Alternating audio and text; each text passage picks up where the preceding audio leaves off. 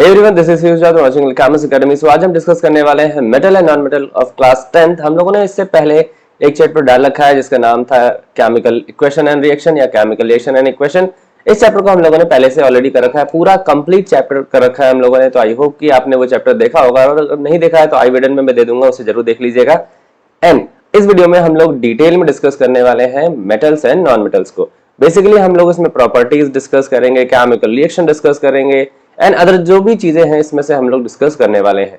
So I hope कि आपको ये वीडियो बहुत पसंद आएगा एंड आपके एग्जाम के लिए हेल्पफुल होगा, क्योंकि आपके एग्जाम आने वाले हैं, रिवीजन सीरीज है, तो ये चारों चैप्टर लगातार आ जाएंगे। इस चैप्टर को मैंने पूरी तरह से लिख दिया है, मतलब टाइप कर लिया है स्लाइड्स पे, बस आपको समझाना है और जहां पे जरूरत होगी वहां पे थोड़ा बहुत लिखते हुए हम लोग चलेंगे।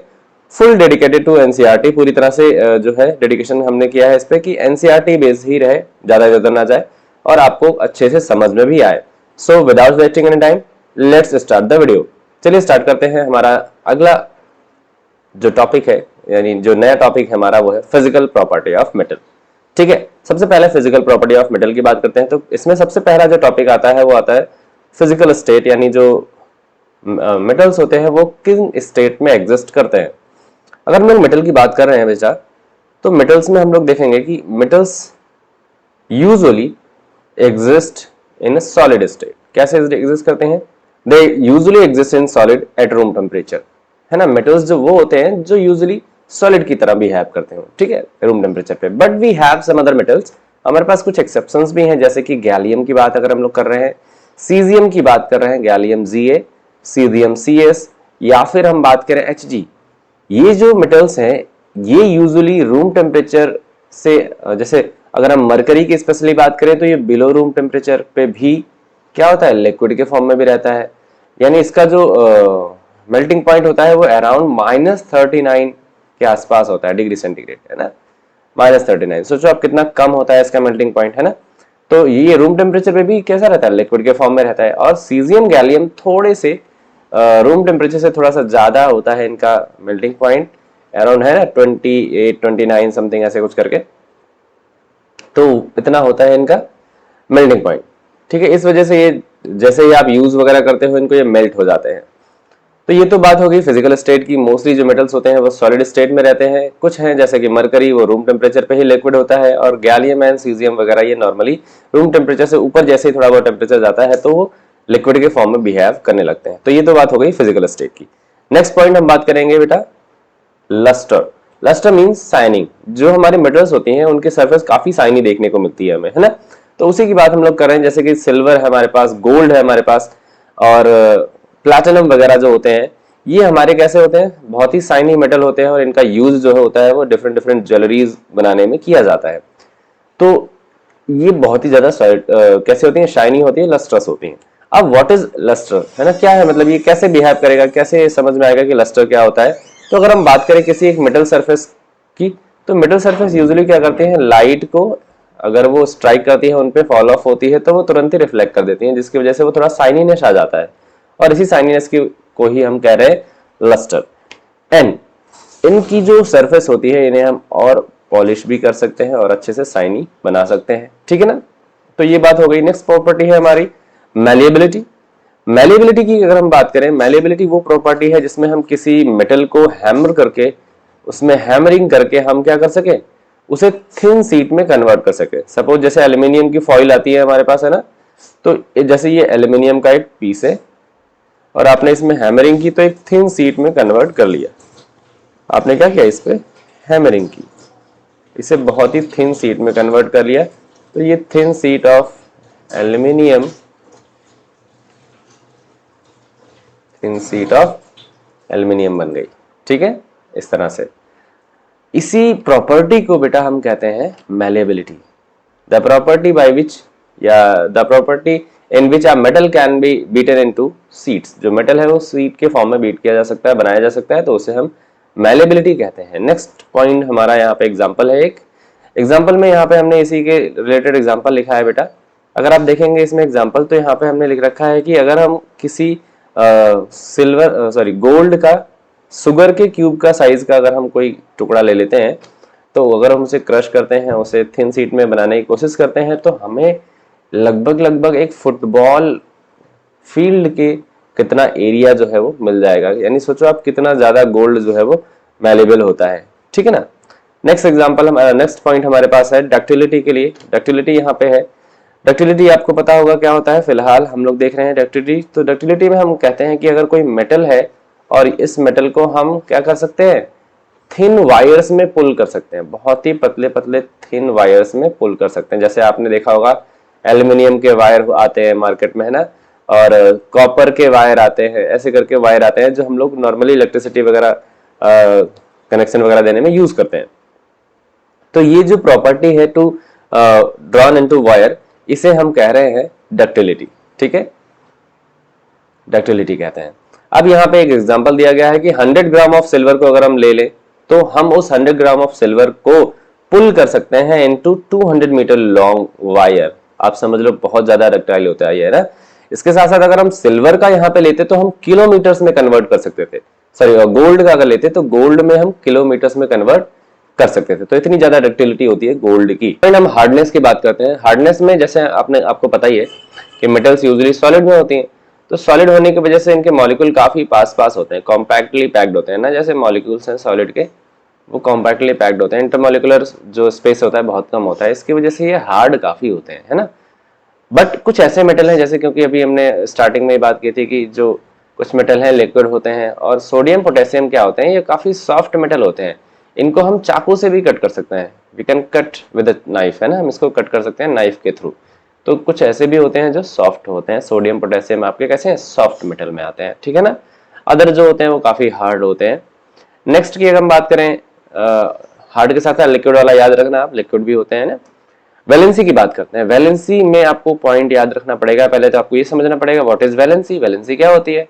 तो किसी भी मेटल में जो आउटरमोस्ट इलेक्ट्रॉन होते हैं, किसी भी एलिमेंट की जो आउटरमोस्ट इलेक्ट्रॉन होते हैं सेल के, वो वैलेंसी को रिप्रेजेंट करते हैं, ठीक है, एक तरह से आप कह सकते हो। या जितनी नीड होती है ऑक्टेट कंप्लीट करने की, वो नीड, जैसे कि यहाँ पे एग्जांपल दे रहा हूँ, सोडियम हमारे पास है, सोडियम हमारा 11 होता है इसका एटॉमिक नंबर।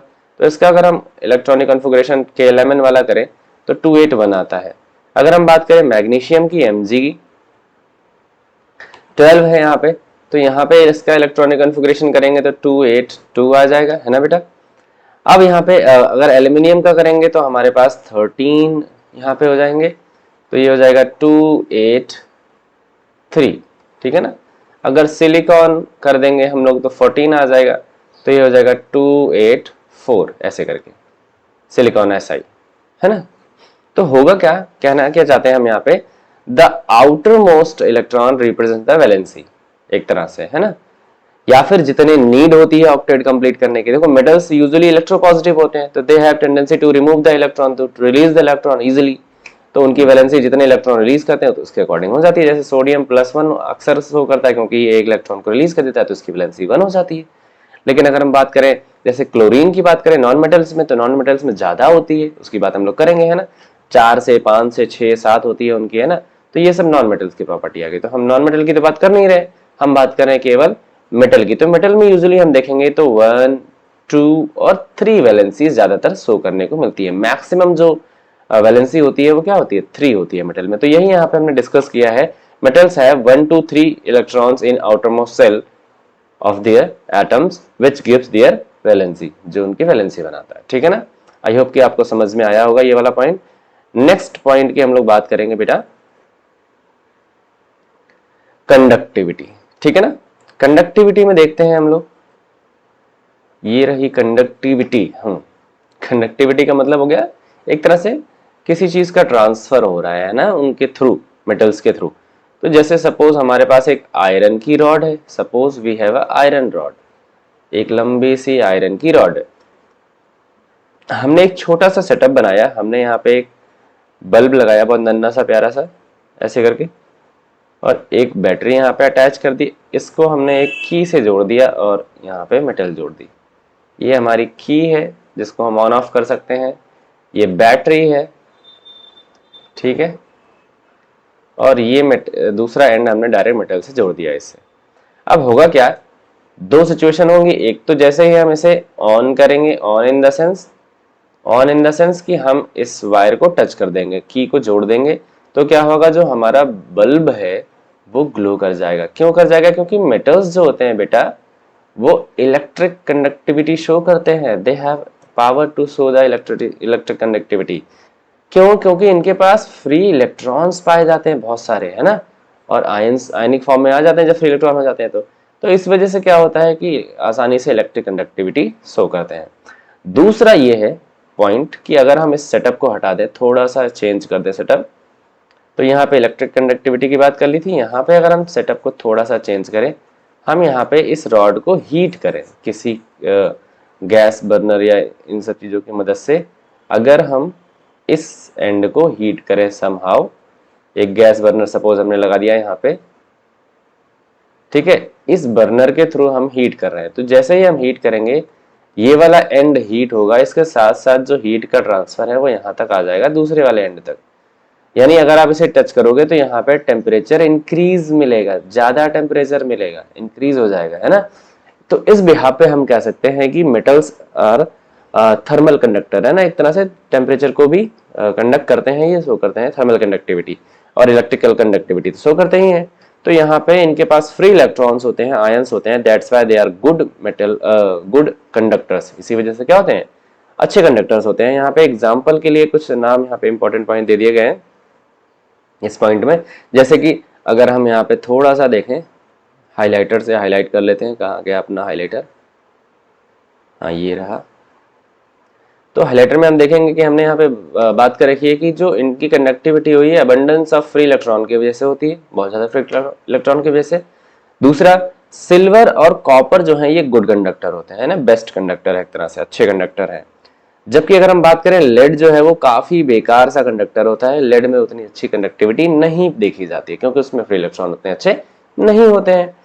नेक्स्ट यहाँ पे एक पॉइंट हमने दे रखा है कि जो आयरन एंड बिस्मथ है, अगर हम बात करते हैं, एंड मर्करी, ये बहुत ही मतलब बहुत अच्छे कंडक्टर नहीं होते हैं, है ना, नॉर्मल से भी पुअर कंडक्टर होते हैं। इस वजह से यहाँ पे हमने मेंशन कर रखा है। ठीक है, तो आई होप कि आपको समझ में आया होगा। नेक्स्ट पॉइंट की हम लोग बात करेंगे बेटा, यहाँ पे डेंसिटी की बात कर रहे हैं। डेंसिटी देखिए, डेंसिटी क्या होती है आपको पता ही है कि, है ना, हैवीनेस एक तरह से, मास अपन वॉल्यूम, है ना, density is equal to mass upon volume होता है, तो आपको पता ही है। यानी जो है, जो मेटल्स होती हैं, आपने पता है कि इनका ये सॉलिड होती हैं, और जब ये सॉलिड है तो सॉलिड होने की वजह से इनकी डेंसिटी भी कैसी होगी? ज्यादा होती है। कॉम्पैक्टली पैक्ड होते हैं ना, तो डेंसाइल ज्यादा होंगे एक तरह से, है ना, डेंसिटी ज्यादा होगी एक तरह से। तो वही यहाँ पे कहने का मतलब है, they are heavy, they heavy होते हैं। बट कुछ ऐसे मेटल्स हैं, जैसे कि अगर हम बात करें जैसे सोडियम हो गया या पोटेशियम हो गया, ये इनकी डेंसिटी लो होती है, लो होती है, और ये फ्लोट करते हैं वाटर पे, है ना, इसलिए हम समझ सकते हैं। आप अगर सोडियम को वैसे डालना मत कभी पानी में, क्योंकि बहुत ज्यादा एक्सोथर्मिक रिएक्शन क्रिएट करता है ये। तो जब आप पानी में डालोगे तो सोडियम फ्लोट कर रहा होगा ऊपर सरफेस पे बहुत तेजी से, तो इस वजह से। ठीक है ना। नेक्स्ट हम बात करें the densities of iridium and osmium. Iridium and osmium ये काफी ज्यादा डेंसाइल होते हैं, इनकी डेंसिटी हाईएस्ट होती है, और लिथियम जो है वो सबसे लोएस्ट डेंसिटी बियर करता है। ठीक है ना, तो ये इंपॉर्टेंट पॉइंट है आपके इसमें। नेक्स्ट पॉइंट है हमारा boiling point and melting point. अगर बेटा मेल्टिंग पॉइंट और बॉइलिंग पॉइंट की बात करते हैं, तो यहाँ पे हमने मेल्टिंग पॉइंट की बात कर ली, बॉइलिंग पॉइंट की बात करते हैं। मेल्टिंग पॉइंट में हम देखेंगे कि जो मेल्टिंग पॉइंट होता है एक ऐसा टेम्परेचर होता, क्या है मेल्टिंग पॉइंट, आपको ये समझना पड़ेगा पहले। मेल्टिंग पॉइंट वो टेम्परेचर होता है eight which metal start melting, है ना, एक स्पेसिफिक टेम्परेचर जिसपे कोई मेटल स्टार्ट हो जाए मेल्ट होना, तो उसे हम मेल्टिंग पॉइंट कहेंगे। और ऐसा टेम्परेचर जिसपे कोई मेटल बॉयल होना या कोई भी सब्सटेंस बॉयल होना स्टार्ट हो जाए, तो उसे बॉइलिंग पॉइंट कहेंगे उसका। तो यहाँ पे मेल्टिंग पॉइंट की बात कर रहे हैं, क्योंकि मेटल सॉलिड होते हैं तो मेल्टिंग पॉइंट भी हाई होगा यूजुअली।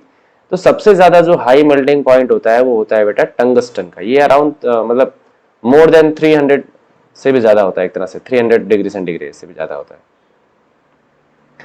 ना, अबव 300 डिग्री सेंटीग्रेड कह सकते हो, इतना ज्यादा ये इसकी जो मेल्टिंग पॉइंट होती है। और इसी वजह से इसको बल्ब वगैरह में आपने देखा होगा ना, बल्ब जो ऐसे अभी हमने बनाया था एक छोटा सा बल्ब ये वाला, तो यहाँ पे जो हमने ऐसे वायर बनाया था अंदर वाला वायर, ये जो है ये टंगस्टन का ही तो है, टंगस्टन का ही होता है ना। 100 वॉट ऑफ वायर जो आते हैं, सॉरी बल्ब जो आते थे उसमें टंगस्टन के वायर अंदर यूज होते थे, क्योंकि उनकी मेल्टिंग पॉइंट बहुत ज्यादा होती थी।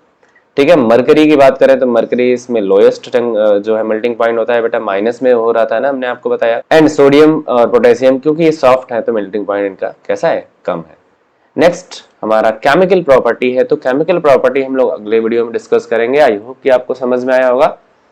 सो मिलते हैं नेक्स्ट वीडियो में। Till then keep smiling and keep learning and don't forget to subscribe our channel.